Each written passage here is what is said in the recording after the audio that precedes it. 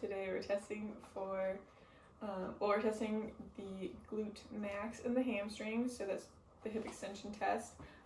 First I'll go over the combined test, so the glutes and the hamstrings. The origin is going to be the ilium, sacrum, and the coccyx for the glutes. For the hamstrings, it's going to be the ischial tuberosity. For the insertion for the glutes, or glute max, it'll be the femur and the IT band. Hamstrings will be the tibia and the fibula. The innervation is the inferior gluteal nerve and the sciatic nerve. So the position of the patient for tests 3, 4, and 5 is going to be prone on the table. Their legs are going to be straight. The therapist is going to be on the same side as the testing limb. They can offer resistance at the pelvis or stabilization at the pelvis, and then resistance at the knee. So the first thing they're going to do is move through the full range of motion, which would be a grade 3. So I'd ask them to lift your leg, keeping it straight. Keep your leg straight, lift it all the way up as high as you can. Good, and then relax. And then if they can do that and maintain that would be a grade 3. 4 and 5, you would offer resistance at the ankle. So the same thing, keep your leg straight and lift it up.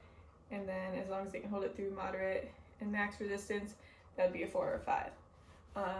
For grades 4 and 5, because the glutes are a strong group, you just want to watch for trunk rotation and that they're not compensating with that, and that they're just using their glute.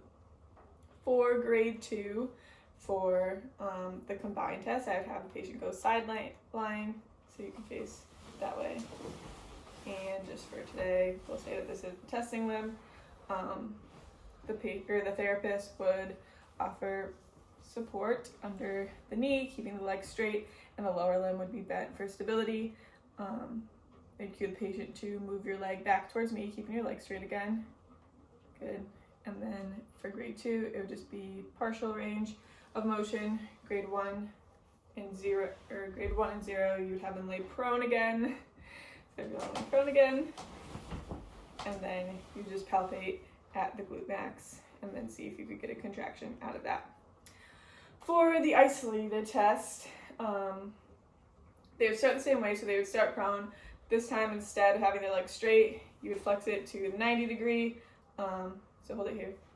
And then you would still offer stabilization of the pelvis, and resistance would be just above the knee at the distal femur. First, the range of motion for grade 3, say move your foot up to the ceiling, keeping, yep, good. And then obviously 4 and 5, you do the same thing, so bring your foot up, and then offer moderate and maximum resistance. Same thing, watching for that trunk rotation. You put your leg down, and then if you want to come up to your sides for grade 2, so it would be similar to that combined test. So if you just want to lay on your side. Is it that way? Mm-hmm. Same thing, they can flex the lower leg. For stability, the testing leg would be on the top, and you would offer that support here, this time keeping the leg bent, or the knee bent. So then you would cue the same way to just move your leg back towards me. Good. And then relax. And then the test for grade 1 and 0 would be the same.